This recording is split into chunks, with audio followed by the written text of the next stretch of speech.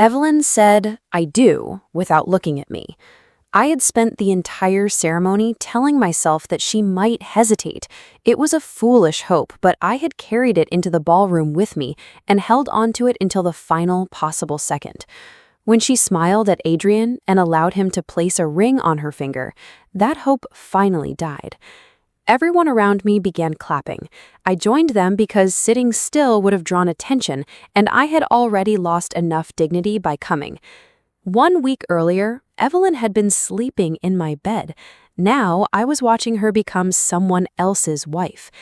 Adrian Carter lifted her veil and kissed her while the guests rose from their seats. Evelyn placed both hands against his chest and leaned into him without the slightest sign of doubt. There was no pause before the kiss, and no sadness hidden behind her smile. She looked happy. That hurt more than the wedding itself. I lowered my head before anyone could notice that my face had changed. The dark sunglasses I wore were already drawing enough attention inside the brightly lit ballroom, but I had needed something between my eyes and the people around me. My makeup artist had done her best that morning, but even she could not completely hide the fact that I had barely slept for a week. At the front of the room, Adrian and Evelyn turned toward their guests as husband and wife. They looked good together. Adrian was tall, handsome, and polished in the way men from powerful families often were. He had spent his entire life being photographed beside politicians, business leaders, and people who smiled while making decisions that affected millions of strangers. Nothing about him appeared uncertain. Even the way he held Evelyn's hand seemed practiced and confident. Beside him, Evelyn looked as if she had always belonged there. Her ivory gown fitted her perfectly, and her dark hair had been arranged in a smooth style that left her face uncovered. I knew that face better than anyone in the room. I knew the small mark beneath her left ear, the slight crease that appeared beside her mouth when she was annoyed, and the way her eyes narrowed before she said something cruel. I also knew she hated roses. The ballroom was filled with them. Perhaps she had changed her mind about that too. The newlyweds began walking down the aisle as photographers crowded near the front.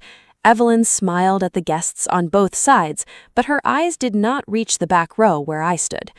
I told myself that was better. If she looked at me now, I was not sure what I would see in her expression.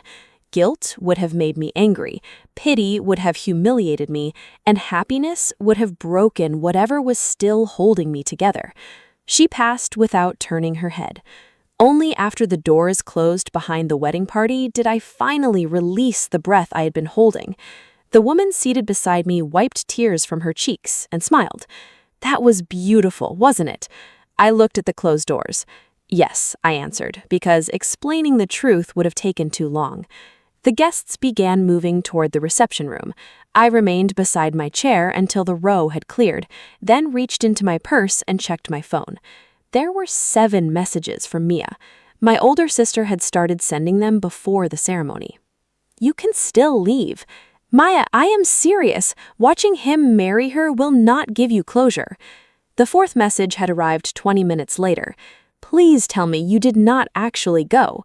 The final one was more recent. "Call me as soon as it's over. I don't care if I'm in a meeting." I locked the screen without answering. Mia had been right from the beginning, but I was not prepared to admit it yet. Admitting she was right would mean admitting I had come because some part of me still believed Evelyn might change her mind. I had imagined several versions of this day the past week. In the most embarrassing one, Evelyn saw me before the ceremony, realized she was making a terrible mistake, and ran away with me. In another, less humiliating version, she at least hesitated before saying her vows. Instead, she had said "I do" as easily as if she had been answering a simple question. It should not have surprised me. Evelyn had already made her feelings clear when she handed me the invitation. We met at a quiet restaurant close to my apartment. She had chosen a table in the corner and arrived before me, which should have warned me that the conversation was serious. During our 3 years together, Evelyn had never arrived anywhere early unless a casting director was waiting. She had been wearing a cream blouse, dark trousers, and the gold earrings I bought her for our 2nd anniversary. A white envelope rested beside her untouched coffee. I kissed her cheek before sitting down. She did not return the kiss. "What happened?" I asked. "Nothing happened. You asked me to meet me in the middle of the afternoon and you're on time. Something happened." Evelyn pushed the envelope toward me. "I need you to read this before we talk." My name had been written across the front in her handwriting.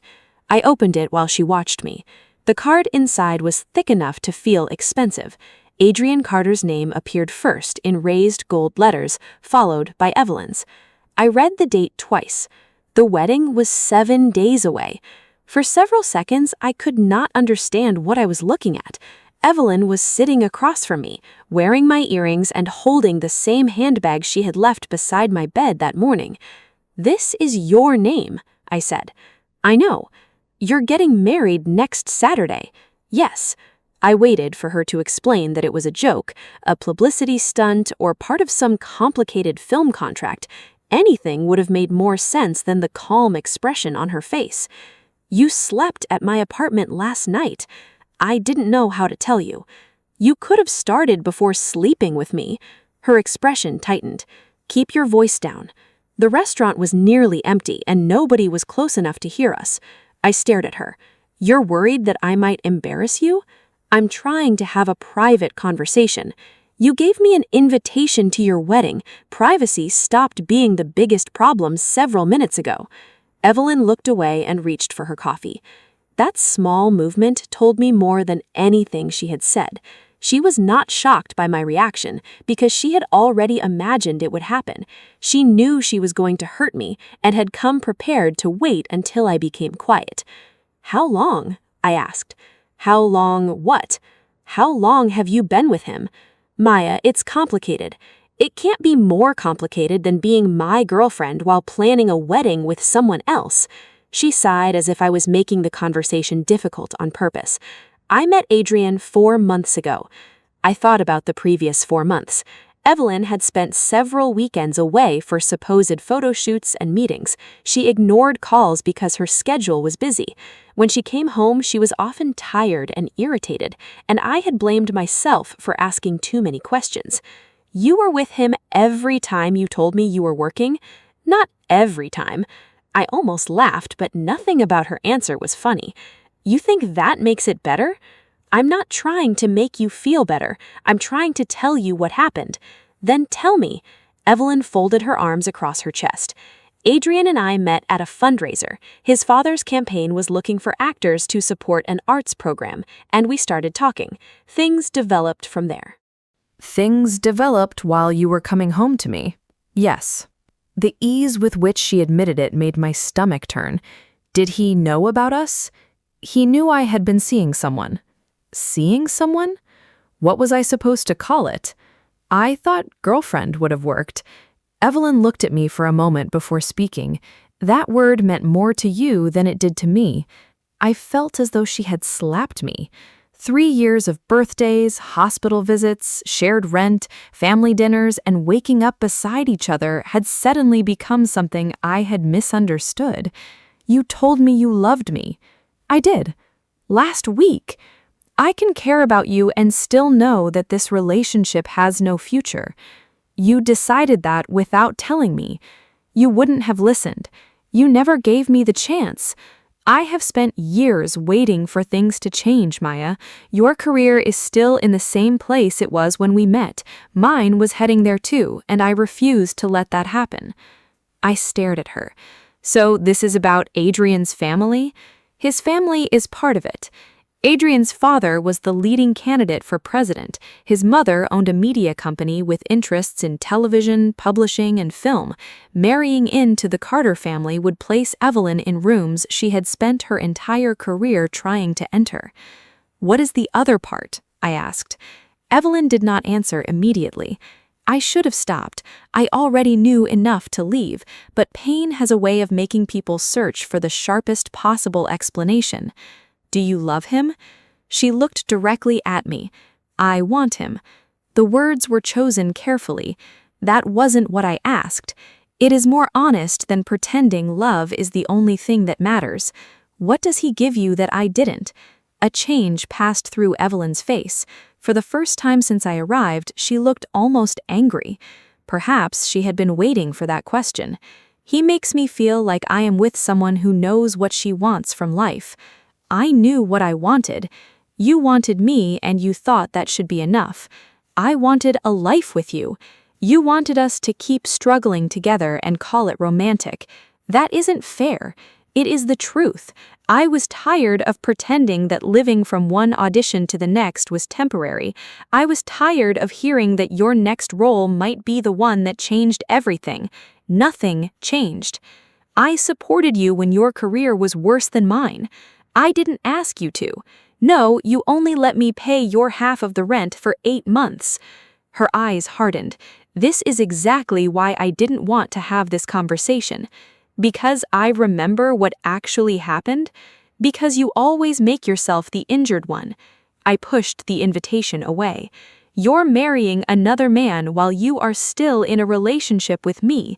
I don't have to work very hard to look injured. Evelyn leaned back in her chair and studied me with a coldness I had never seen from her before. You want the full truth? I thought that's why you asked me here. Adrian satisfies me in ways you never did. I could not speak. She continued before I had recovered. I don't have to explain every feeling to him or ask whether we are emotionally ready for something. He touches me and I want him. I stopped feeling that with you a long time ago. My face became hot, but the rest of my body felt cold. You never said that. I shouldn't have needed to. You were pretending? Sometimes. The answer came too quickly to be accidental. She wanted it to hurt. I looked at the woman across from me and wondered how long she had been saving those words. Perhaps she needed me to feel small enough that she could leave without carrying any guilt. You could have ended our relationship before you slept with him. I could have, but you would have cried, promised to change, and turned the entire breakup into another conversation that lasted until morning. I didn't want to go through that. So you cheated because breaking up properly would have been inconvenient? I did what I needed to do. And now you want me at the wedding. Why? Because Adrian's family knows about you. That answer surprised me. Evelyn continued. There are photographs of us together and people in the industry know we dated. If you disappear or start talking about the timing, it will become a story. His father doesn't need questions about his son marrying a woman who was living with someone a week earlier. You invited me so I could help you hide what you did. You invited me because showing up will prove there is no scandal. There is a scandal, only if you create one. I stared at the invitation between us. She had not come to apologize. She had come because I was the final problem that needed to be managed before her new life began. What happens if I refuse? Evelyn's shoulders lifted in a small shrug. Then I will know I was right about you. Right about what? That you never really loved me. You only loved being needed. The cruelty of it took my breath away. She had cheated, lied, and planned a wedding behind my back, yet she was still trying to place the ugliest part of the ending inside me. I picked up the invitation. I'll be there. Evelyn's expression relaxed. Good. Don't mistake that for forgiveness. I'm coming because I want to remember this clearly. The next time I miss you, I want to remember exactly who you were when you left. She looked bored rather than wounded. You always did like making things dramatic. I learned from an actress. I stood before she could answer. The memory ended as another round of applause rose inside the ballroom. I was still holding my phone near the reception entrance, surrounded by people who had no idea why I was there. Evelyn had asked me to come so my presence could prove there was no scandal. I had kept my side of the agreement. I had sat quietly, clapped at the correct moments, and watched her kiss the man she claimed could satisfy her better than I ever had. I had earned the right to leave. Instead, I followed the guests into the reception room. I told myself I stayed because walking out immediately would make me look devastated. The more honest reason was that I had barely eaten all day, and the Carter family had hired one of the best catering companies in Los Angeles. Heartbreak did not remove hunger. It only made ordering food feel like too much work. The reception was arranged around a large dance floor. White flowers covered the tables, and servers carried trays of champagne through the crowd. A seating card near the entrance directed me to table 19.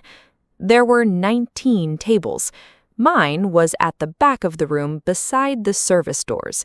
I could hear plates moving in the kitchen and feel a cold draft each time a member of staff entered. Evelyn had not only invited me to help protect her reputation, she had also placed me as far from her new husband as the building allowed. I sat down and looked toward the main table. Evelyn and Adrian were surrounded by family members and photographers. She laughed at something her father said, then rested her hand on Adrian's shoulder. She seemed comfortable with them. That was what she had wanted. A family whose name opened doors, a husband nobody would question, and a life that looked successful from the outside. I opened my purse and took out my compact mirror. My eyes were red beneath the sunglasses, but the rest of my face looked controlled. I had feared that seeing the wedding would destroy me. Instead, I felt strangely empty. A server passed with a tray of soup. I stopped him and accepted a bowl, then noticed several empty seats at a table closer to the front.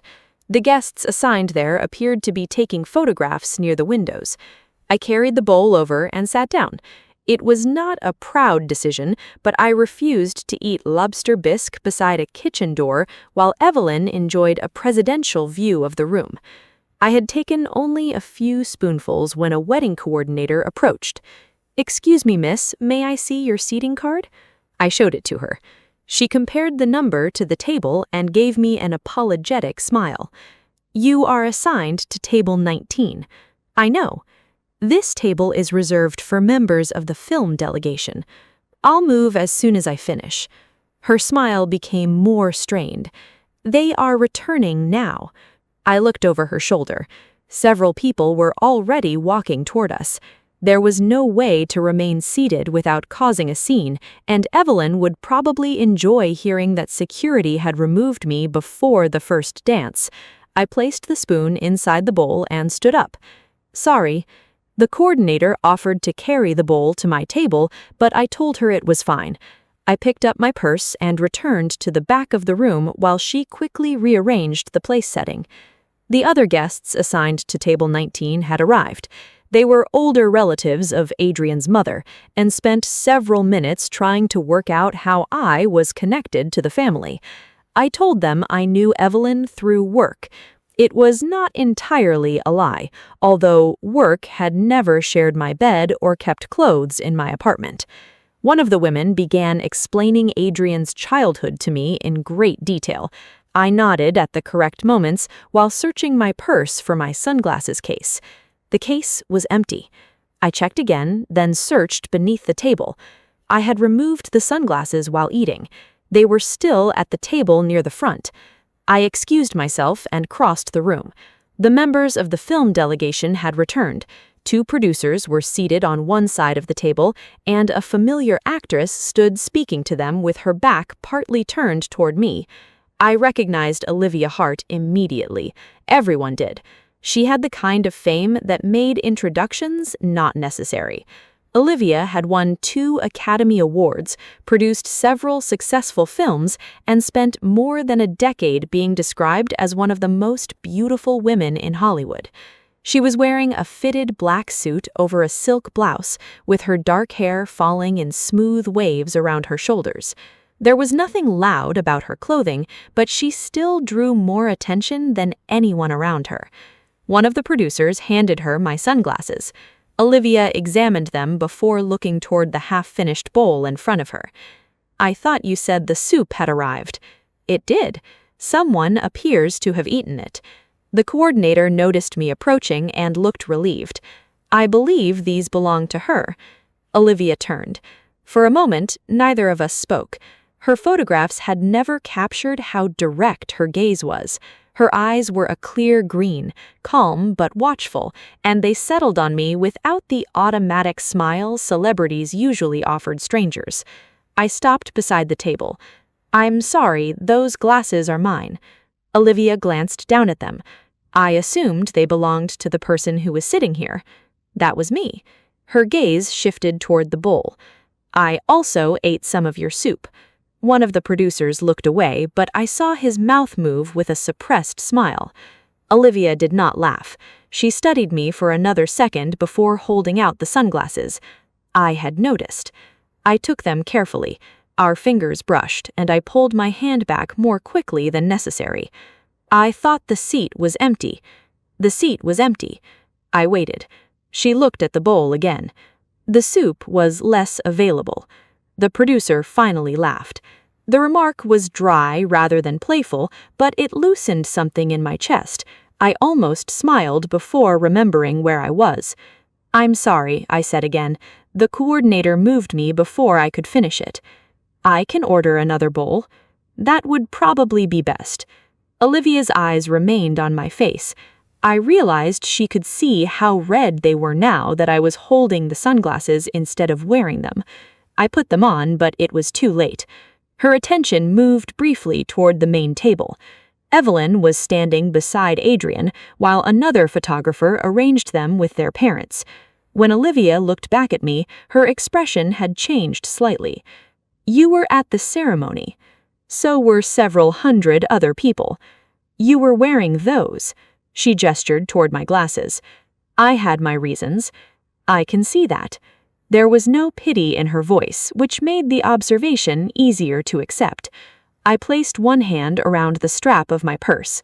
"I should go back to my table." Olivia gave a small nod. "You should take the soup." I looked at the bowl. "I've already caused enough trouble over it. It would be wasted otherwise." The coordinator started to offer to carry it, but Olivia picked it up first and handed it to me. I accepted it because refusing would have created a longer conversation, and I had already spent enough time standing in front of one of the most famous actresses in the world while discussing food I had taken from her table. "Thank you." Olivia's eyes moved over my face again. "Have we met before?" No. The answer came automatically. She continued looking at me as though she was not convinced. I would have remembered meeting Olivia Hart. I had spent 7 years working on film sets, but most of my roles had been too small to bring me anywhere near actresses at her level. "I'm Maya Bennett," although I was not sure why. Something shifted in her expression when she heard my name. Before she could respond, a man beside the table called for her attention.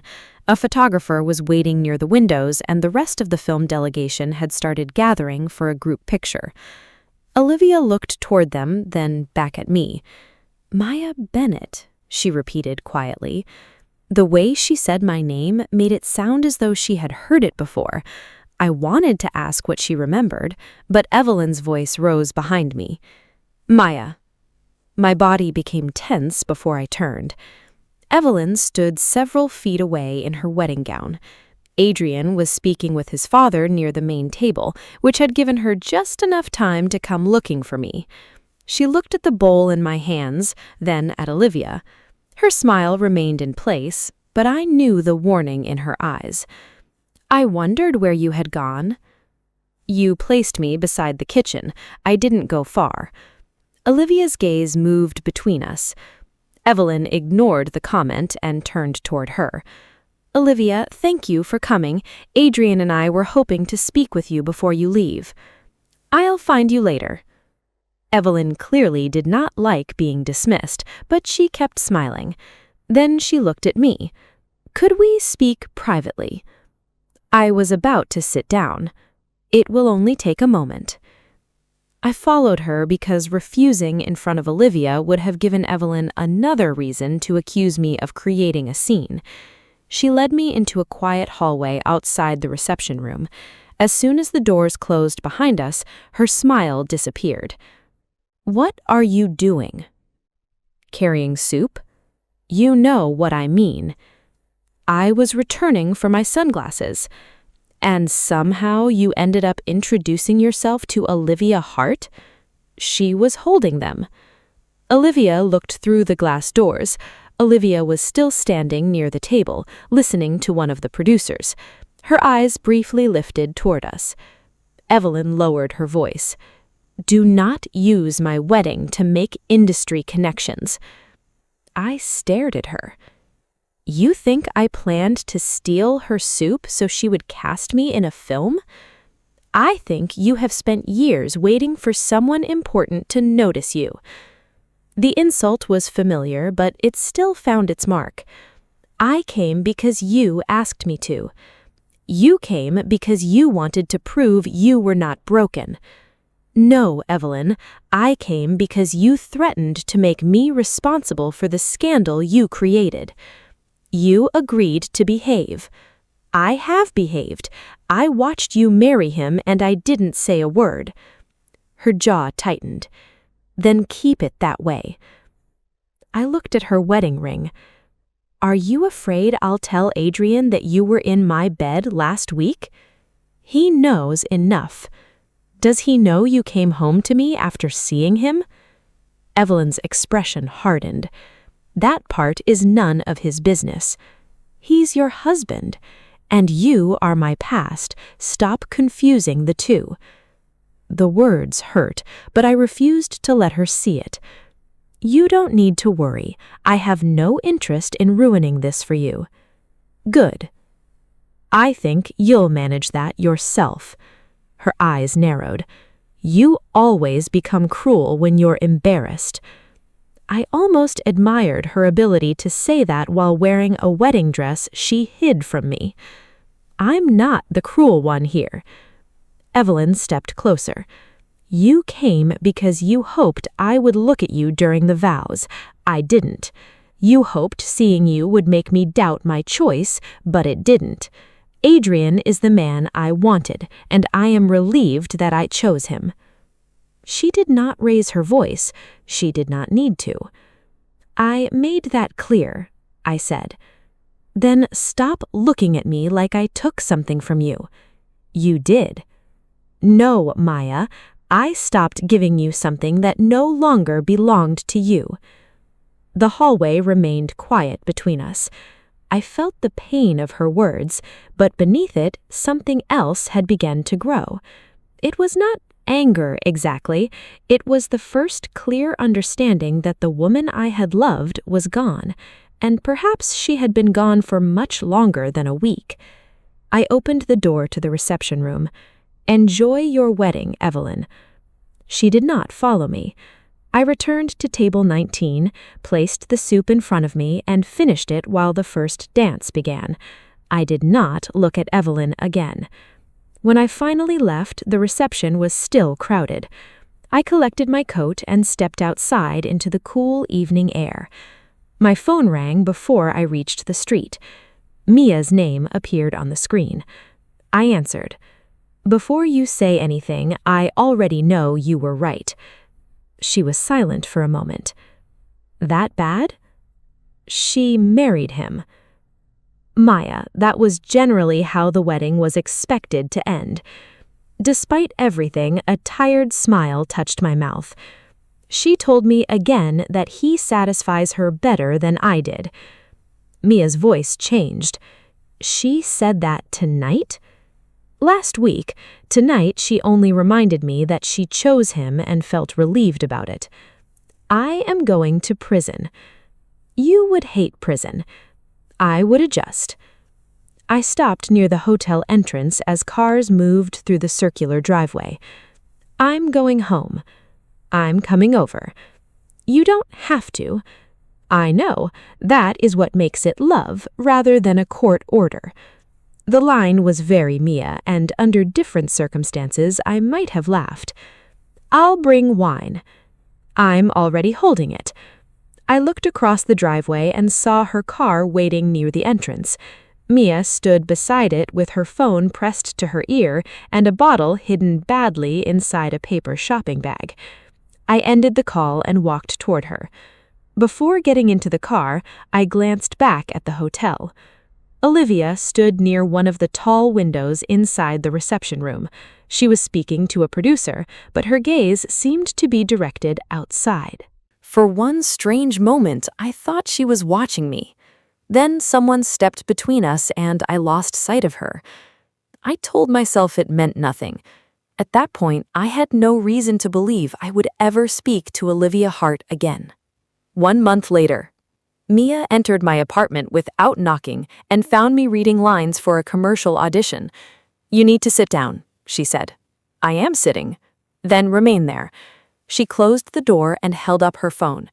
Her expression was too excited for ordinary news. I placed the commercial script beside me. "What happened?" "Do you remember the audition you did for Time?" I stared at her. 2 months earlier, I had auditioned for one of the leading roles in a new romantic drama directed by Henry Lawson. I had spent 3 weeks preparing, delivered the best performance I could, and heard nothing afterward. Eventually, I had accepted that the role had gone to someone more famous. "I got the lead?" I asked. They called me 3 times because I didn't believe them the first time. My heart began beating faster. "I got the lead?" Mia's excitement softened. "You did not get the lead." I leaned back against the couch. "Thank you for making me sit through that emotional journey." "You got Susie." I searched my memory for the character. Susie appears in 4 scenes. 6 scenes in the revised script. She dies before the movie starts. She appears in flashbacks, and the director said your auditions stayed with him. They expanded the part after watching your tape. That changed everything. A small role in a major film was still a major opportunity. After 7 years of commercials, unnamed girlfriends, and background work, 6 scenes in a Henry Lawson production could place my face in front of the right people. "Are you sure they want me?" I asked that too. "Mia." I needed confirmation. I stood and took the phone from her. An email from the production office confirmed the role, the payment, and the first filming date.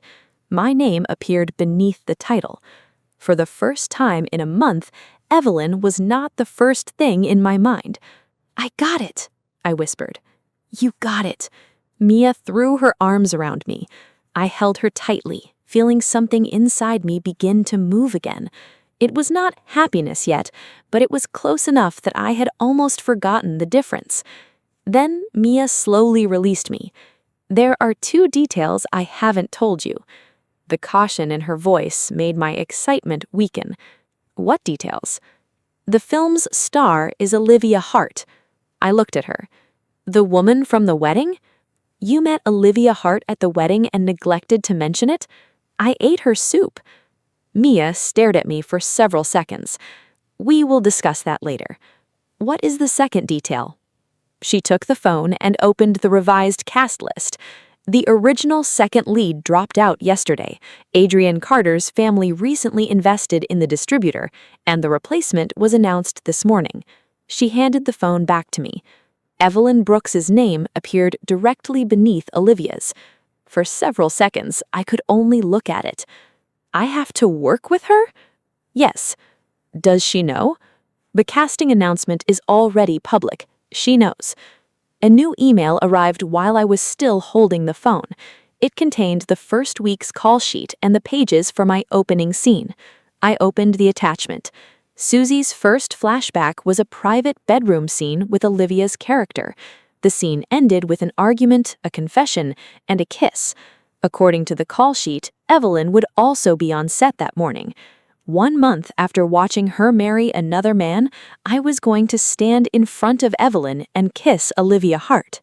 The first thing Evelyn said to me after returning from her honeymoon was, "Try not to embarrass yourself." She delivered the warning without looking away from the mirror while a makeup artist applied powder beneath her eyes. I had been on the set for less than 20 minutes. Considering I had not spoken to her, touched anything expensive, or stolen food from an internationally famous actress, I thought I was doing very well. "I'll do my best," I said. Evelyn's eyes met mine through the mirror. "I'm serious, Maya." "So am I. I've already survived 20 minutes without causing a national emergency." The makeup artist lowered her brush and glanced between us. She was young enough to recognize tension, but experienced enough to pretend she had not. Evelyn turned toward her. "Could you give us a moment?" The woman placed the brush down immediately. "Of course." She left the trailer so quickly that I suspected she had been hoping for an excuse. I remained near the door, still wearing the robe the wardrobe department had given me. Beneath it was a thin blue nightdress that belonged to Susie, the woman I had been cast to play. According to the script, Susie had died 2 years before the main story began, but she continued appearing in memories that haunted Olivia Hart's character. It was not a large role, but it was better than anything I had been offered in years. Evelyn looked me over. "You accepted the part. I usually do that after an audition. You knew I was joining the film. I found out after I signed the contract. You could have withdrawn." I almost admired how easily she said it. She had joined the production after me, yet somehow I was the one intruding. "I need the work." "You always need the work." The insult was quiet and familiar. Evelyn had repeated different versions of it throughout the final year of our relationship, especially whenever she wanted to remind me that her career had progressed further than mine. I tightened the belt around my robe. "Did you ask me in here because you were worried about my performance, or did you simply miss insulting me?" "I am trying to protect this film. From my 6 scenes? From unnecessary drama. You married someone else, joined the film I had already been cast in, and then asked to speak to me privately on my first day. I am not the one creating drama." Evelyn's jaw tightened. She had changed since the wedding, although perhaps I was only seeing her more clearly. Her hair was lighter, her clothes were more expensive, and the diamond on her finger seemed to appear in every photograph she posted. The Carter family's publicists spent the honeymoon turning her into the perfect new wife. There were photographs of Evelyn and Adrian walking beside the ocean, eating dinner on a private balcony, and smiling beneath a headline about their unexpected but deeply romantic story. The story was certainly unexpected to me. Evelyn lowered her voice. "You will be filming intimate scenes with Olivia today." I read the call sheet. "Then you understand why I am speaking to you." "No, I really don't." "She is the most important person on this production. Do not use the scene as an opportunity to get close to her." I stared at Evelyn for several seconds. "You think I took this role so I could seduce Olivia Hart? You were the one who married into a political family. That is different." "I'm sure it is when you explain it." Evelyn stood from the chair. "Olivia is charming with everyone. It means nothing. She will make you feel special during the scene because that is what she does. But the moment filming ends, she will forget you exist." The words were meant to sound like advice. They did not. They sounded personal. I remembered the wedding and the strange way Olivia had repeated my name. Evelyn had noticed it too. "Why do you care?" I asked. "I don't. You asked a makeup artist to leave the room so you could warn me not to enjoy kissing another woman." Evelyn's expression became colder. "You always hear what you want to hear." "Then explain it more clearly." Before she could answer, someone knocked on the trailer door. A production assistant leaned inside.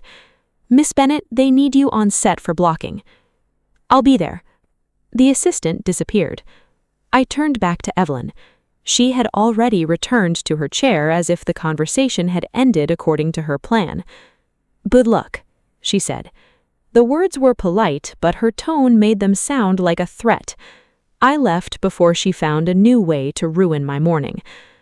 Mia was waiting outside with 2 coffees and the expression of someone who had considered pressing her ear against the trailer door. "What did she say?" she asked. "She told me not to embarrass myself." Mia handed me a coffee. "That was thoughtful. Did she offer advice from her extensive experience?" I behaved like an adult. "I'm disappointed in you. I told you not to fight her. I told you not to hit her because prison would interfere with your filming schedule. Verbal cruelty was still available." We started walking toward the soundstage. Mia had been managing my career for 5 years, although the title didn't describe half of what she did. She was my agent when I needed work, my sister when I needed honesty, and my unpaid therapist whenever my actual therapist's office was closed. She wore a dark green suit and carried a leather folder filled with documents she would not allow me to touch. She claimed I lost contracts. I claimed she hid them in places no reasonable person would search, such as clearly labeled folders. "How are you feeling?" she asked. "I'm wearing almost nothing, the director wants me to cry on command, and I have to kiss Olivia Hart in front of the woman who left me for a man. I'm completely relaxed." "That sounds healthy. How is this my life?" "You wanted to become an actress." "I wanted emotional scenes and beautiful costumes. Nobody mentioned spending the morning half naked beside my ex-girlfriend." "They probably assumed you would read the contract." I looked at her. She took a calm sip of coffee. "That was unnecessary. It helped me." The soundstage had been transformed into a small apartment bedroom. The walls were painted a pale gray and artificial morning light poured through a window that looked out onto nothing. A bed stood in the center of the set, surrounded by cameras, lights, and more crew members than any reasonable bedroom should contain. I stopped near the entrance. The scene had seemed simple when I read it alone in my apartment. Susie and Olivia's character, Claire, had spent the night together after an argument. Susie knew their relationship was ending, but Claire refused to admit it. They talked in bed, argued quietly, and kissed before Susie left for the final time. In the script, the scene lasted less than 4 minutes. On set, it involved nearly 50 people. A man adjusted the sheets while 2 camera operators discussed lenses. Someone inspected the pillows. A lighting technician held a machine that produced artificial smoke, although I had no idea why a bedroom needed to look as if something had recently caught fire. "Romance," Mia said beside me. "Very private." I am beginning to understand why actors fall in love with crew members. They are always in the room. A woman with short silver hair approached us. "Maya Bennett?" "Yes. I'm Lena, the intimacy coordinator." We shook hands. Lena's manner was calm and professional. She led me toward a quieter area beside the set and opened a copy of the script covered in notes. "We're going to discuss the physical beats before Olivia arrives," she explained. "Nothing will be added during filming without your agreement. The robe comes off after you sit on the bed, but the nightdress remains on. Olivia will touch your face, your waist, and the back of your neck. The kiss is closed-mouthed for the wide shot. The director may ask for slightly more intensity during the close-up, but you and Olivia will decide what that means before the cameras roll." I nodded while trying to concentrate on the instructions rather than the fact that Olivia Hart would soon have one hand on my waist and another against my neck. Lena continued, "Are there any areas you do not want touched?" "Not that I can think of." "You don't need to answer quickly. Take a moment." I appreciated that she asked without making the question feel awkward. "The locations in the script are fine," I said. "Good. You can change your mind at any point." Mia stood several feet away, pretending to read an email while listening to every word. Lena looked at her. "Are you staying for rehearsal?" "Maya may need professional support." "I don't," I said. Mia nodded thoughtfully. "That sounds like something a person needing professional support would say." I pointed toward the soundstage entrance. "You can go now." "I'll be near the monitors." "You don't need to watch. I have watched you kiss people before." "Not Olivia Hart." "Exactly. This is professionally interesting." Lena hid a smile. Mia walked away before I could take back the coffee she had brought me. The director, Henry Lawson, entered the set moments later. He was a broad man in his late 50s, with gray hair, a heavy coat, and the permanent expression of someone who had not enjoyed a full night's sleep in years. "Maya." He shook my hand firmly.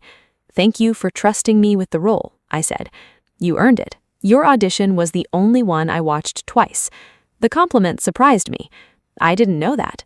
"You were quiet." I waited for him to explain. He looked at the bedroom set. "Most actresses played Susie as angry. You played her as if she had already accepted that Claire would lose her. That was more painful." I remembered the audition. Evelyn had ignored 3 of my calls that morning, and I had spent the entire day pretending it did not bother me. Perhaps I had not been acting as much as I thought. "Keep that feeling today," Henry said. "Do not force the sadness. Let the audience see you trying to hide it." "I understand." We added another close-up to the end of the scene. Olivia requested it after reading with your audition tape. My attention sharpened. Olivia saw my audition? She sees every tape for actors who share emotional scenes with her. That answer was completely reasonable, but it still caused an unexpected warmth in my chest. Henry looked toward the entrance. She's here. The sound stage changed when Olivia walked in. Nobody stopped working, but several people became more aware of themselves.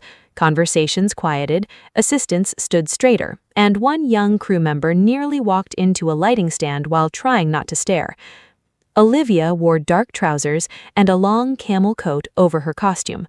Her hair had been styled in loose waves, and her makeup was light enough to make her look as though she had woken up naturally flawless. I knew better. No one woke up looking that expensive without help. She greeted Henry, spoke briefly to Lena, and then looked toward me. There was a moment of recognition before she smiled. Maya Bennett. I did not understand why hearing her say my full name affected me differently from everyone else saying it. Olivia Hart. You remembered. You have been on billboards outside my apartment for 3 years. That feels less personal. It was still helpful. Her smile became slightly wider. Up close, she looked less untouchable than she had at the wedding. There were faint signs of tiredness under her eyes, and a small line appeared between her brows when she concentrated. You're playing Susie, she said. I am. I saw your audition. Henry told me. You were good. The compliment was simple and direct. Olivia did not say it with the exaggerated warmth actors often used when they wanted to appear generous. Thank you. She removed her coat and handed it to an assistant. Beneath it, she wore a white shirt and soft gray trousers, although most of the costume would be hidden beneath the bed covers. Her gaze moved toward the bedroom set. Are you comfortable with everything? Lena explained the scene. That wasn't what I asked. I looked at her. Olivia's expression remained calm. Are you comfortable? She repeated. Yes. Good. Tell me if that changes. There was nothing flirtatious in her tone, but her attention felt unusually focused. She was looking at me rather than through me, which was more than many leading actors bothered to do with performers in smaller roles. Lena brought us together to discuss the choreography. Olivia listened without interrupting. When Lena explained where her hands would move, Olivia demonstrated each position without touching me first. Face? She asked. That's fine. Waist? Yes. Her hand settled lightly against the side of my robe. The contact lasted only long enough for me to approve it, yet my body reacted before my mind had decided whether anything was happening. It was not attraction. It was probably nerves. Olivia moved her hand away. Neck? I lifted my hair slightly so she could place her fingers against the back of my neck. Her touch was careful and warm. I suddenly understood why Evelyn had warned me that Olivia could make people feel special. The problem was that knowing it was part of her professionalism did not make it less effective. Lena demonstrated the angle of the kiss. Olivia would lean over me while I remained against the pillow. Our faces needed to turn in opposite directions so the camera could see both profiles. We'll rehearse without contact first, Lena said. Olivia nodded. We took our positions on the bed. The set became quieter as Henry moved behind the monitors. Crew members adjusted the cameras, and someone closed the sound stage doors. Olivia lay beside me beneath the covers. There were at least 40 people within 20 feet of us. Somehow, the space between our faces still felt private. You're holding your breath, she said quietly. I'm trying not to disturb the smoke. She looked toward the artificial haze drifting above the bed. I have made 7 films with Henry, and I still don't know why he put smoke in every room. Perhaps the apartment has poor wiring. Olivia laughed softly. It was the first joke I had made that morning without immediately regretting it. Her shoulders relaxed. There you are. What does that mean? You looked terrified when I walked in. I wasn't terrified. Should I be offended? I was professionally concerned. That sounds worse. Lena called our attention back to the scene. We rehearsed the movement without touching. Olivia spoke her lines quietly, and even without cameras rolling, her performance changed the atmosphere around us. Claire was supposed to love Susie, but fear needing her. Olivia played the fear beneath every word. When she looked at me, the expression in her eyes was so open that I forgot the next line for half a second. She noticed. Her thumb brushed the script page resting between us. "You're here," she murmured, giving me the cue. I recovered. I know. The line belonged to Susie, but for a moment it felt like an answer to Olivia. We finished the rehearsal. Henry came to the side of the bed. "That's the right tone. Maya, let her pull you closer before the final line. You want to leave, but part of you is still hoping she will give you a reason to stay." I nodded. "Olivia, don't play the kiss as comfort. Claire knows she's losing her and wants to stop the conversation." "Understood." Henry looked at Lena. "Are we clear for contact?" Lena checked with both of us again. We agreed. The crew prepared for the first take. Mia stood behind the monitors with her arms folded. When our eyes met, she raised both eyebrows. I looked away. Evelyn entered the soundstage while the camera team was making final adjustments. She wore a deep red coat over her costume and carried a cup of coffee. Adrian's wedding ring was visible when she lifted the cup to her lips. Her gaze moved from me to Olivia, then to the bed. She took a position near Henry without speaking. I had known she would be there, but seeing her made my stomach tighten. Olivia followed my gaze. "Do you need a minute?" "No." "She's your ex?" I turned toward her. "Did someone tell you?" "I have access to the internet." Of course she did.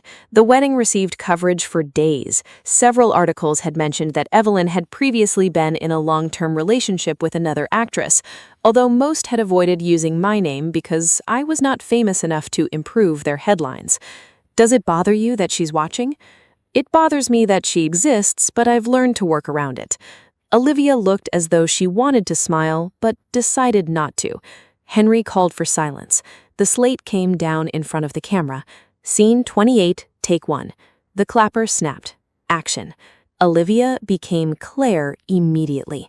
The ease disappeared from her face. Her body turned slightly away from me, and she stared toward the artificial window as if looking at a future she did not want to discuss. "You packed your bag," she said. I looked toward the suitcase beside the bed. "I told you I would. You thought I was angry." I was. "And now?" "Now I'm tired." The words came naturally. I allowed the sadness from the wedding to settle into the scene without thinking directly about Evelyn. Susie loved a woman who wanted her close but refused to offer a future. I understood that kind of exhaustion better than I wanted to. Olivia turned toward me. "Stay until morning." "It is morning." "Then stay until lunch." "Claire?" "Dinner." "You cannot keep adding meals until you forget I'm leaving." Her hand moved to my face. The touch was part of the choreography, but Olivia made it feel hesitant, as if Claire had almost stopped herself from doing it. "I don't want you to go," she said. The script described a pause. Olivia's expression made it hard to remember we were following one. "Then ask me to stay," I answered. Her fingers moved from my cheek to the back of my neck. She pulled me closer. The kiss was supposed to be brief during the first take. Olivia's lips touched mine softly. For the first second, I noticed the camera, the lights, and the crew standing around us. Then I noticed only her. She kissed with the same concentration she brought to the rest of the scene. There was nothing careless about it. Her hand held the back of my neck, while the other rested against my waist, and when I responded, her breath changed slightly. It was a small sound. The microphone would probably catch it. I hoped nobody else had. Olivia deepened the kiss only as much as we had agreed. My fingers tightened against her shirt, following the choreography, but the warmth beneath my hand did not feel rehearsed. Henry did not call cut. Olivia drew back just enough to speak the final line against my lips. "I am asking." I looked at her. Susie was supposed to realize that Claire was still not promising anything. She was only asking for another hour, another meal, and another temporary escape. My eyes burned. That isn't enough anymore. I moved away from her. Cut. The set remained quiet for a moment. Then Henry leaned toward the monitor. Good, very good. Olivia's hand was still against my waist. She seemed to realize it at the same moment I did and removed it carefully. Are you all right? She asked. Yes. You stopped breathing again. That may be a character choice. An unhealthy one. I sat up and pulled the robe around my shoulders while crew members entered the set to adjust the sheets. From behind the monitors, Mia stared at me with an expression I knew too well. She had opinions, several of them. Aveline was no longer drinking her coffee. She watched Olivia speak to Lena, then looked at me. Her face showed nothing, but her grip on the cup had tightened. Henry approached the bed. The close-up needs more urgency. Claire is not being gentle because she wants to comfort Susie. She is trying to make her stay. He looked at Olivia. Can you give me more hunger without turning it into a different scene? Yes. Then he looked at me. Maya, don't simply receive the kiss. Susie wants her to. Let us see why leaving is difficult. My mouth felt dry. I understand. Olivia returned to her position beside me. Lena checked that we were both comfortable increasing the intensity. We agreed on a longer kiss, slightly more pressure, and Olivia's hand moving from my waist to my back. Eveline remained near the monitors. I could have asked for the set to be closed further, but that would have meant her presence affected me. Olivia leaned closer while the cameras reset. You don't have to prove anything to her, she whispered. I'm not. Her eyes held mine. Good. The slate snapped again. Action. The scene began from Olivia's final line. I don't want you to go. Then ask me to stay. She pulled me toward her. The second kiss was nothing like the first. Olivia's mouth found mine with enough force to take the breath from me. Her hand pressed firmly against my back, bringing our bodies closer beneath the sheets. I was supposed to resist for a moment. I did. Then Susie gave in. So did I. My hand moved into Olivia's hair, and she made the same quiet sound she had during the first take. This time, I knew it was not written anywhere in the script. The kiss lasted only several seconds, but it felt long enough for me to become aware of every place our bodies touched. When Olivia pulled back, her forehead rested against mine. I am asking, she said. Her voice was rougher. I remembered my line. That isn't enough anymore. The words came out almost as a whisper. I moved away. Cut. Henry stood behind the monitor without speaking. My heartbeat was loud enough that I could hear it. Olivia's eyes remained on mine. Then Henry smiled. That is the scene. The crew began moving again. Olivia sat up and reached for her robe. I looked toward the monitors before I could stop myself. Aveline was gone. Mia approached the set once Henry released us. She waited until Olivia walked away with Lena before speaking. Professionally, she said, that was excellent. I tied my robe. What about personally? Personally, I need 5 minutes and perhaps a diagram. There's nothing to diagram. You put your hand in her hair. It was in the scene. It was not in the first take. The director wanted more intensity. I'm sure he was grateful. I climbed off the bed. This is why I didn't want you watching. I'm your manager. I needed to assess the working environment. You were eating a muffin. Management requires energy. I started toward my dressing room. Mia followed me. Olivia likes you. She was acting. She continued staring after Henry called cut. She was checking that I was comfortable. Perhaps she's very dedicated. She is. You sound defensive. I'm wearing a nightdress in a room full of strangers. I'm allowed to be defensive.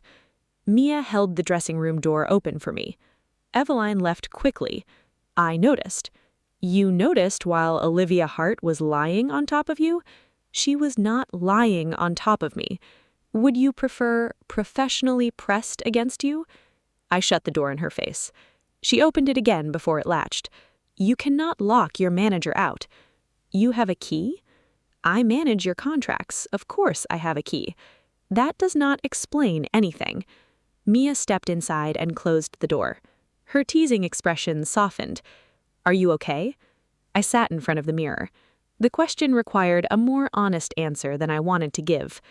I don't know. Because of Evelyn? Partly. And the other part? I looked at my reflection. My lips were slightly swollen from the repeated takes. A strand of hair had escaped the careful style and rested against my cheek. When Olivia kissed me, I forgot Eveline was there. Mia did not make a joke. That was how I knew she understood. "You are allowed to forget her," she said. "It was acting." I know. She was doing her job. I know that too. I turned toward her. "You don't sound convinced." "I don't need to be convinced of anything. You filmed a good scene. That is what matters today." She placed a hand on my shoulder. "Enjoy getting the work right. We can panic about the beautiful actress later." The door opened before I could respond. A production assistant stood outside holding a clipboard. "Sorry to interrupt. They need Maya to sign the stunt documents for tomorrow." I looked at Mia. "What stunt documents?" The assistant checked the page. "The lake sequence. That isn't scheduled until next week. It was moved forward because of the weather forecast. They want to film at sunrise tomorrow." I stood and accepted the clipboard. The top page described the scene. Susie would fall from a dock during an argument, hit the water, and disappear beneath the surface while Claire tried to reach her. I had read it in the script, but the original schedule allowed several days for swimming preparation and a meeting with the stunt coordinator. "I haven't done the water rehearsal," I said. The assistant looked confused. "The stunt office said you completed the experience form." "I filled out the general safety questionnaire. I didn't complete a water assessment." She turned to the second page. "There is a signed declaration here stating you are a strong swimmer and do not require a double." Mia took the clipboard from her. "That can't be right." The assistant pointed toward the bottom. My name had been written above the date. The signature looked similar to mine from a distance, but I had not signed it. A handwritten note had been added beneath it. "Actor personally requested to perform full sequence without stunt replacement. Approved following recommendation by E. Brooks." I read the final 2 words again. Evelyn Brooks. Mia looked at me. "She recommended you?" "No." I took the clipboard back. "She volunteered me." By 5 the next morning, I was standing beside a freezing lake in a thin costume dress, wondering how many bad decisions one person could fit into a single month. The answer, apparently, was several. The crew had arrived before sunrise. Large lights had been placed along the shore, cables ran through the mud, and people wearing heavy coats moved around me while discussing camera angles as if none of us could see our breath. I was the only person dressed for summer. Susie's costume was a pale blue dress with short sleeves. Wardrobe had given me a thick coat to wear between takes, but the dress underneath was already cold from the damp air. Mia stood beside me holding 2 cups of coffee. She handed me one. "You are not going into that water until someone explains the form." "I know. You said that twice in the car and then you got out anyway." "I had to report to set." "You could have reported from inside the heated car." "I don't think that is how acting works. Acting should involve more heated cars." She looked toward the lake with open suspicion. The water was dark and almost still. A floating platform had been built several feet from the shore, and a camera crane extended over it. 2 safety divers waited near a small boat, while the stunt coordinator spoke with Henry beside the monitors. At least the production had added more safety staff after Mia called 3 different departments and threatened to involve a lawyer she did not actually have. I had not slept much. The forged signature bothered me more than the water. Somebody had filled out a form in my name, claimed I had asked to perform the stunt myself, and added Evelyn's recommendation beneath it. It was too specific to be an innocent mistake. Evelyn had not only joined the film after I was cast, she had inserted herself into a safety decision that had nothing to do with her. When I confronted the production office, they told me the paperwork had arrived through a member of her team. Evelyn denied knowing anything about it. Her denial was short. "I don't handle stunt forms, Maya. Stop trying to turn every problem into something I did to you." I had read the message several times. Then I had stopped replying. Mia looked at me. "You are doing the thing again." "What thing?" The one where you pretend you are calm because anger feels less dignified. I'm not pretending. You've been holding that coffee without drinking it for 10 minutes. I looked down at the cup. She was right. I took a sip. It had already gone cold. Henry said they're changing the stunt. The double will handle the fall. I only have to enter the water from the platform for the close shots. You are still going into a lake before sunrise. There are divers. There were also forms. I no longer trust nouns. That almost made me smile. Before I could answer, Olivia approached from the direction of the trailers. She wore a long black coat over her costume, with her hair tied back and no visible makeup beyond what the scene required. Even at 5 in the morning, she looked composed. I had spent 20 minutes trying to stop my eyes from watering in the wind. She looked as though cold weather had signed a contract not to inconvenience her. Her gaze moved from me to Mia, then toward the lake. Did they resolve the paperwork? Mia answered before I could. No. Olivia looked at me. Then why are you dressed? Wardrobe is very persuasive. I'm serious.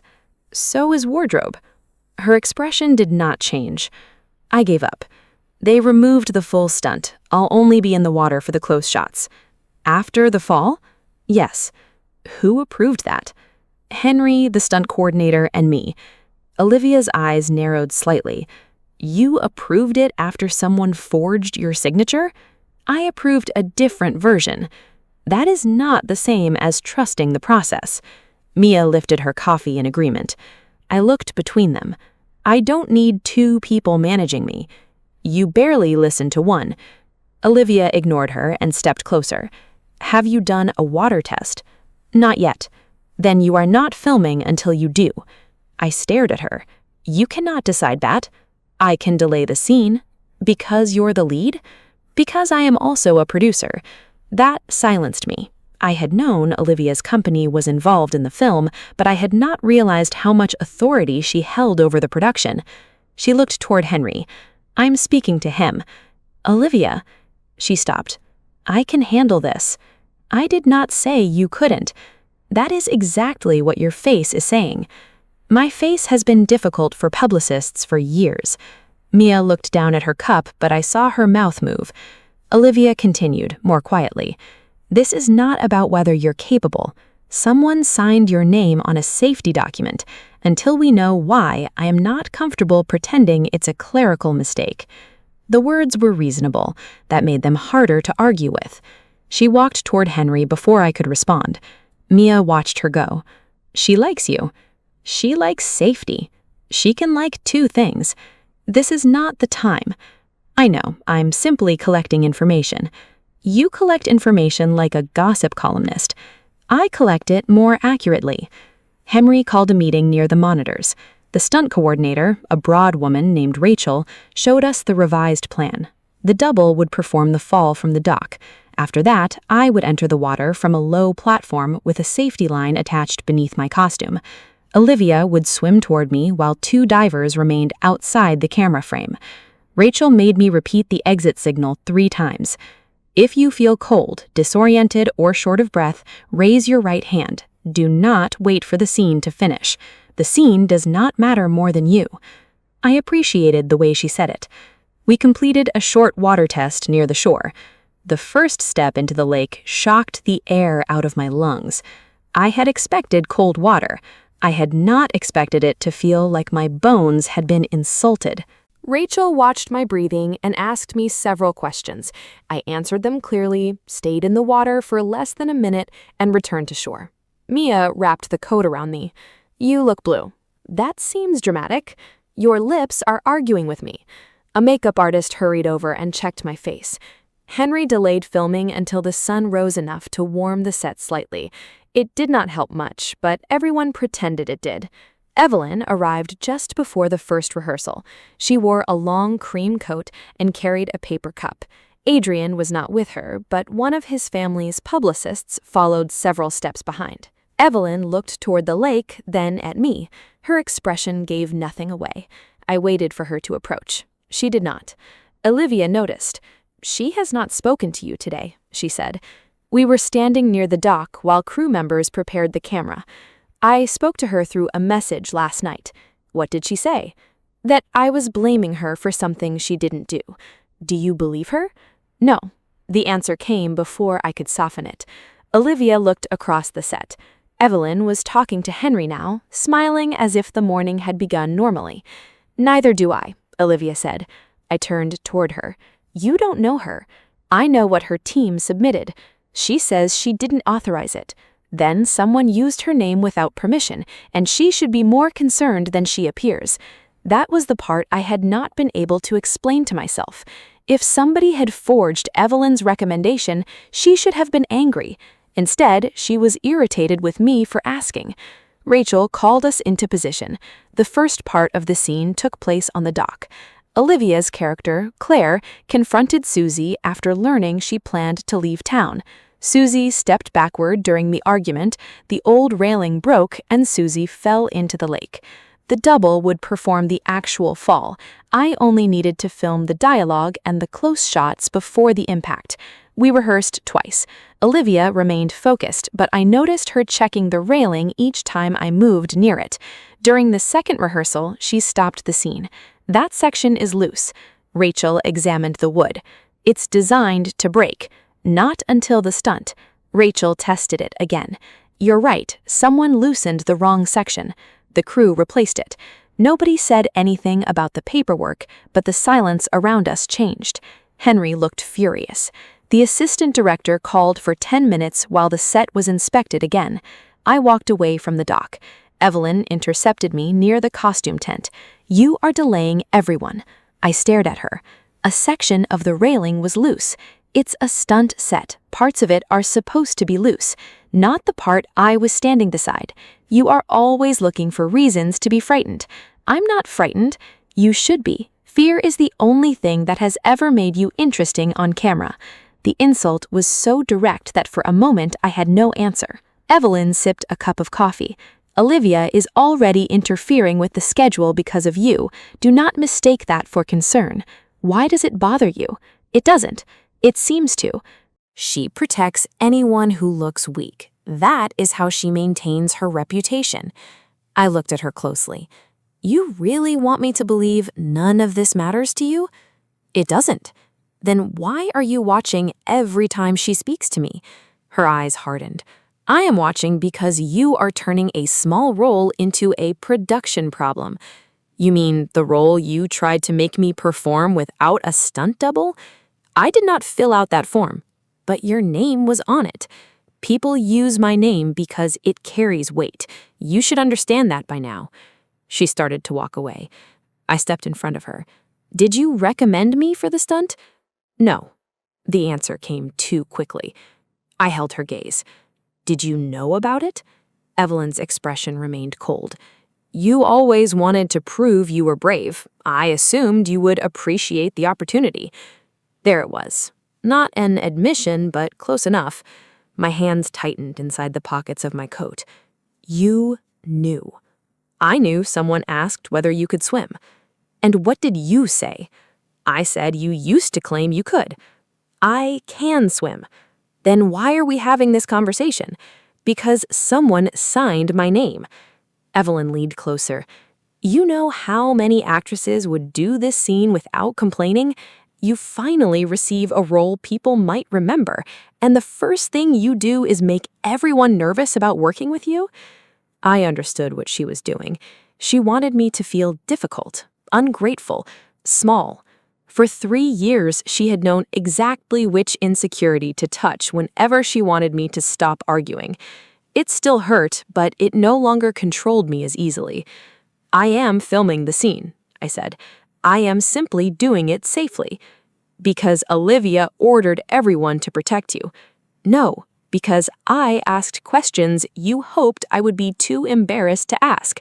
Her face changed. Before she could answer, Olivia approached. We're ready, she said to me. Then she looked at Evelyn. The set is closed for the water sequence. Evelyn gave her a polite smile. I'm part of the cast. You are not in this scene. I wanted to watch. That will not be necessary. The smile remained on Evelyn's face, but it became thinner. You seem very involved in Maya's work. I am involved in every scene produced by my company. That is not what I meant. Olivia held her gaze. I know. For several seconds, neither woman moved.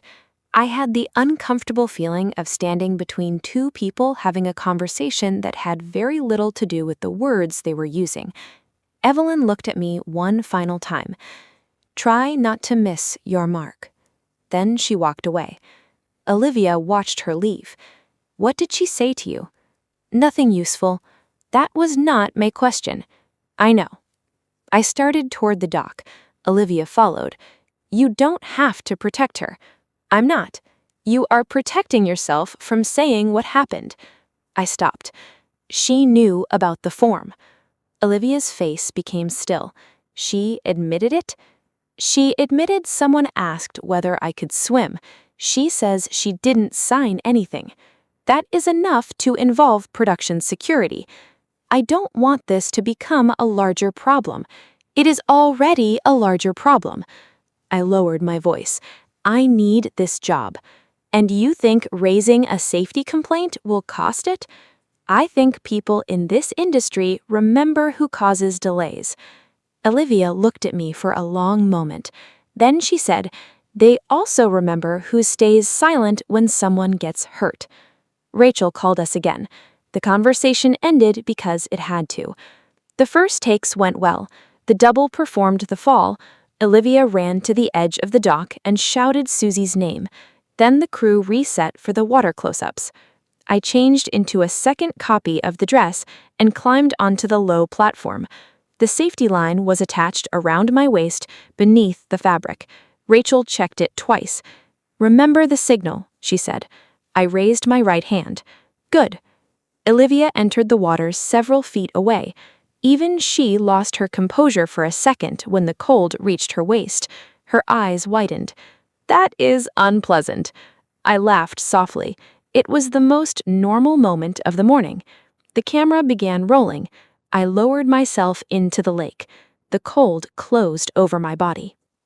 For the first shot, I stayed near the surface while Olivia reached toward me. We repeated it 3 times. On the 4th take, Henry wanted Susie to disappear beneath the water before Claire caught her. Rachel explained the movement again. I would lower myself using the platform edge, remain underwater for 3 seconds, and allow the safety line to guide me back toward Olivia. We rehearsed it without submerging. Then the camera reset. Action. I let go of the platform. The water covered my head. For 1 second, everything worked. Then the safety line pulled hard around my waist. Instead of guiding me upward, it dragged me sideways and down. My shoulder struck something beneath the platform. I opened my eyes, but could see only dark water and pale shapes moving above me. I reached for the line. It had caught beneath a metal support. I tried to pull free. The dress twisted around my legs. 3 seconds passed, then 4. I raised my right hand, but I was already underwater. Nobody could see it. I kicked toward the surface. The line tightened again. Panic arrived suddenly and completely. I swallowed water. A shape moved toward me. Olivia. She reached beneath the surface and caught my arm. I grabbed her coat without thinking. She tried to pull me upward, but the line held us both. Her hand moved down my back until she found the strap around my waist. She pulled once. Nothing happened. Then she reached toward the cot section and tore at it with both hands. The buckle released. The line came free. Olivia wrapped one arm around me and pushed us toward the surface. The first breath I took was mostly water. People shouted from the dock. The divers reached us seconds later, but Olivia was already holding my face above the surface. Maya, look at me. I tried. Her voice sounded distant. Breathe. I coughed against her shoulder. She tightened her arm around me. The divers guided us toward the shore. By the time they lifted me from the water, my body had started shaking so hard that I could not control it. Crew members surrounded us. Someone wrapped blankets around me, and Rachel checked my breathing while a medic placed an oxygen mask over my face. Olivia remained kneeling beside me, soaked and furious. "What happened to the line?" she demanded. Rachel looked toward the platform. "It caught beneath the support. I know that was inspected." Henry ordered everyone away from the equipment. Mia arrived at my side, pale and silent for once. I tried to tell her I was all right, but the oxygen mask made the words unclear. She held my hand. Olivia looked toward the lake. A member of the safety team had pulled the line onto the dock. He examined the metal buckle and called Rachel over. They spoke quietly. Rachel's face changed. Olivia stood. "What is it?" Rachel hesitated before holding up the end of the strap. A clean slice ran halfway through the material near the buckle. The remaining section had torn when Olivia pulled it free. "That did not happen in the water," Rachel said. The medic continued checking my pulse while everyone looked at the damaged strap. Henry ordered security to close the set. Nobody was allowed to leave. Across the lake, near the line of parked trailers, Evelyn stood completely still. She was no longer holding her coffee. She was looking directly at me. The medic wanted to send me to the hospital. I refused twice. The third time, Mia threatened to carry me there herself, which was unrealistic but not impossible when she was angry. I finally agreed. By the time we reached the emergency department, I had stopped shaking. My throat hurt from coughing, my shoulder was bruised, and every breath reminded me how much lake water I had swallowed. Nothing was broken. The doctor ordered chest imaging, monitored my oxygen levels, and told me I was lucky. I had started to dislike that word. People said lucky when the alternative was too frightening to name. Mia sat beside the hospital bed with both arms folded. "You nearly drowned." I noticed. "You are never entering water again." That seems difficult. I mean, professionally. What happens if I play a woman who takes baths? She will take showers. And if she lives on a boat, she will move. I turned my head toward her. She was trying to sound angry, but her eyes were red. "I'm okay," I said. "You are not allowed to say that while wearing a hospital bracelet." "The doctor said I can leave soon." "The doctor also said they need to watch your lungs." I heard him. "Good. I was worried the water had reached your memory." I let the insult pass. She had earned it. My phone rested on the table beside the bed. It had been ringing since we arrived. Henry had called twice. The production office had sent several messages. Unknown numbers had begun appearing after someone on the crew leaked that an accident had happened. Nobody outside the set knew the details yet. The hospital room door opened. Olivia entered without knocking. She had changed out of her wet clothes, but her hair was still damp and pulled back loosely. She wore black trousers, a dark sweater, and no coat. Mia stood. "How did you get past reception?" Olivia glanced toward the hallway.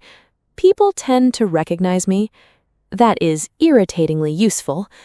I've been told." Her eyes moved to me. The tension in her face eased slightly when she saw I was sitting up. "How are you feeling?" "Embarrassed." That was not the medical question. "My shoulder hurts, my throat feels terrible, and Mia has banned me from oceans, lakes, and possibly bathtubs." "Good." I looked at her. "You agree with her?" "I am still deciding whether to ban you from sinks." Mia gave her an approving nod. The humor was dry enough not to feel forced. More importantly, it gave all three of us a moment to breathe. Olivia stepped closer to the bed. For several seconds, nobody spoke. I remembered her underwater, pulling at the strap around my waist. I remembered the force of her arm around me and the sound of her voice when we reached the surface. "You saved me." Her expression tightened. The divers were already coming. They were not there yet. They would have reached you, but you did first. Olivia looked away briefly. "I saw you stop moving." The simple answer changed the room. Mia lowered her arms. Olivia continued more quietly. "The line pulled you beneath the platform. Everyone else was watching the monitor, but I was in the water. I could feel something was wrong." I had not thought about what the accident looked like from her side. "You could have been trapped too." I know. You still went under. Yes. Why?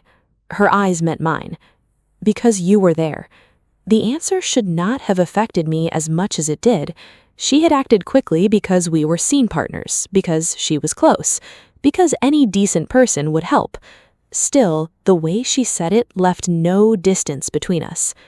Mia cleared her throat. I need coffee. She did not need coffee. She looked directly at me while saying it. I gave her a warning look. She ignored it and picked up her bag. Olivia, she is not allowed to leave until the doctor signs the papers.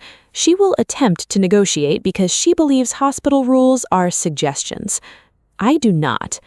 Mia raised one eyebrow. Last year, you left urgent care before your stitches were finished. The nurse said she was almost done. She had not tied the final knot. Olivia looked at me. That was irresponsible. I regret introducing you two. Mia left before I could stop her. The door closed. Olivia moved into the chair beside the bed. For the first time since she entered, I noticed a small cut across the side of her hand. You're hurt. She looked down. It's nothing. That is what everyone says while wearing a hospital bracelet. I'm not wearing one. You should be. The medic cleaned it. The cut probably happened when she tore the buckle free. I reached toward her hand, then stopped before touching her. May I? Olivia looked at me, surprised by the question. Then she placed her hand in mine. The cut was shallow, but the skin around it was red. I turned her hand carefully. You did this underwater? On the metal support. You should have it checked. I will. You are saying that to end the conversation. You learn quickly. Her fingers remained relaxed in my hand. I became aware of the contact only after several seconds had passed. I released her. Olivia rested her hand on her knee. Security found more than the damaged strap, she said. The lightness left the room. What else? The camera covering the equipment area was turned away before the safety line was checked. Turned away? When? 23 minutes before your first water take. My stomach tightened. Did it record who moved it? No. Then we still have nothing. We have the forged form, the loosened railing, the cut strap, and a camera moved at the right time. That is not nothing. I looked toward the window. The hospital parking lot was visible several floors below. It doesn't prove Evelyn did it. No. Olivia's answer surprised me. I turned back. You think it was her. I think she knows more than she has admitted. That is different. Evelyn understands consequences. Then she should have understood that recommending you for a stunt without proper testing was dangerous. I did not have an answer. Olivia leaned back slightly. Her publicist tried to leave the set before security finished interviewing people. I looked at her. Why? She claimed she had a meeting. That doesn't mean anything. No, the flash drive found in her bag means more. My body became still. What flash drive? It contained a copy of your stunt paperwork. I stared at her. Why would she have that? That is the question security is asking.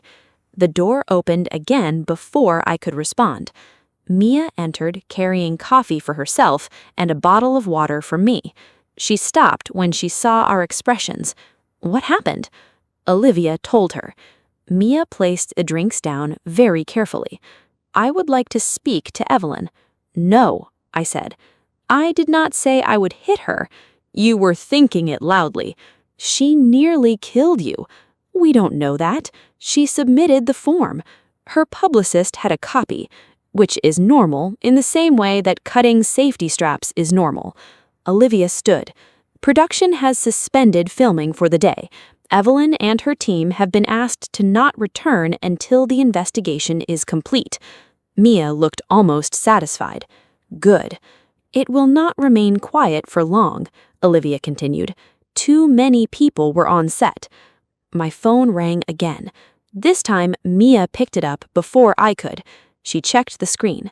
Unknown number. Let it ring. It stopped. A message arrived seconds later. Mia opened it. Her expression changed. "What is it?" I asked. She handed me the phone. The message contained a short video. It had been filmed from behind one of the production trucks before sunrise. The image was slightly blurred, but Evelyn was clearly visible speaking to Rachel near the equipment station. There was no sound. Evelyn handed Rachel a folder. Rachel looked inside, shook her head, and tried to return it. Evelyn spoke again, pointed toward the lake, and then toward the trailers. The video ended. A second message appeared beneath it. She knew. Ask why the coordinator changed her mind after this conversation. Mia read over my shoulder. Who sent it? The number is blocked. Olivia took the phone and watched the clip twice. This was recorded before the safety meeting. Can we identify the person who filmed it? I asked. Possibly. A third message arrived. This one contained a photograph. Evelyn stood beside the equipment station. Her hand rested on the same case that later held my safety line. The timestamp showed 5:47 a.m. My first water take began at 6:18. Mia went quiet. Olivia handed the phone back to me. Send both files to production security. I did.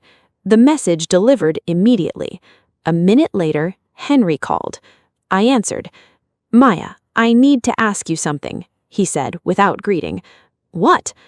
Did you tell anyone outside production that you were filming the water scene today? No, the schedule changed last night. Did Mia? She shook her head. No. Henry exhaled. Then someone on the inside has been sharing your call sheets. Why? Because the anonymous number that sent you that video sent the same footage to 3 entertainment reporters. My grip tightened around the phone. Has anyone published it? Not yet. They called us for comment. What does the video prove? Nothing by itself, but it gives them a story involving Evelyn, the accident, and the fact that you dated her before she married Adrian. My chest tightened. The room suddenly felt smaller. Henry continued. The Carter family's legal team is already contacting the studio. They are claiming you created this to damage Evelyn. I almost laughed from disbelief. I was in the water. I know. Someone forged my signature. I know that too. But they're blaming me? They are trying to control the story before it becomes public. Olivia held out her hand. I gave her the phone. This is Olivia, she said. Do not release a statement without me. She listened for several seconds.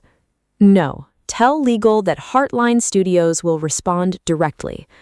Another pause. Her expression hardened. I don't care who Adrian's father is. She ended the call. The room fell quiet. Mia looked at her. What are you going to do? Olivia returned the phone to me. Stop them from making Maya look responsible for her own accident. How? By making sure she is not alone when the press reaches the hospital. I stared at her. They're coming here? 2 reporters are already downstairs. My pulse quickened. Olivia walked to the window and looked toward the entrance. Several black cars had stopped near the hospital doors. Photographers were gathering behind the security barrier. Mia joined her. This happened quickly. It was meant to, Olivia said.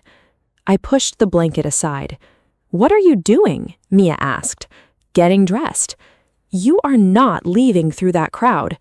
I can't stay here forever. Olivia turned from the window. No, but you are not walking out alone. I don't want you dragged into this. I am already in it. Because of the film. Because I pulled you out of that lake. She stepped closer. When we leave, stay beside me. Do not answer questions about Evelyn, Adrian, or the accident. Do not stop walking. The certainty in her voice left no room for argument. 20 minutes later, the doctor released me with strict instructions to return if my breathing worsened. Mia helped me into a sweater and coat. Olivia waited near the door. Hospital security led us through a private corridor toward a side entrance. but the reporters had found it before we arrived. The moment the doors opened, camera flashes filled the air. Questions came from every direction. Maya, did Evelyn Brooks arrange the stunt? Were you threatened before the accident? Olivia, why were you at the hospital? Are you and Maya close? Did the Carter family pressure the studio? I lowered my head and kept walking. A photographer stepped too close. Olivia placed one arm around my waist and pulled me firmly against her side. The crowd became louder. Her hand remained at my waist as security opened the car door. I climbed inside. Olivia followed me. The door closed, cutting off the shouting. For several seconds, neither of us spoke. Then, Mia, seated across from us, looked down at her phone. Her face became pale. "What?" I asked. She turned the screen toward me. A major entertainment site had already published a photograph from the hospital entrance. Olivia's arm was around my waist, my face was turned toward her shoulder, and she was looking down at me with an expression that appeared far more intimate than the moment had felt. The headline read, "Olivia Hart protects mystery actress after dangerous set incident." A second article appeared beneath it. This one included a still image from our bedroom scene. Olivia's mouth was against mine. The footage had been filmed from a monitor during the closed set. The headline was worse. From co-stars to something more, Olivia Hart's secret kiss leaks hours after rescue. And that's the end of part 1. Thanks so much for watching. If you enjoyed this video, don't forget to like, comment, and subscribe so you don't miss what's next. Part 2 is coming soon, so stay tuned. See you in the next one.